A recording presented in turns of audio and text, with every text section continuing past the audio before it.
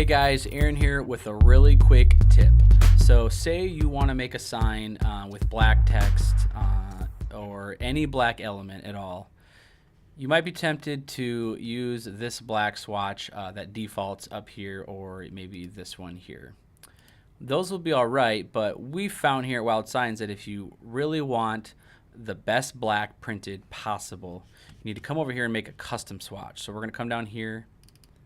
We're going to click on the color picker where it says CMYK. We're going to change these values. So we're going to change the C to 30. Then we're going to tab down, make the M 30, tab down. We're going to make the Y 40, and then we're going to tab down to K and make that 100. And then we're going to click OK.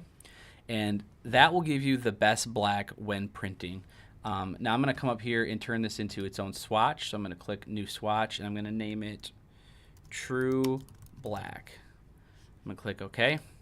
So now I have a custom swatch up in the swatches, and so as I add elements, I'll make sure that I use that swatch, and it's a lot faster than dialing in the custom settings.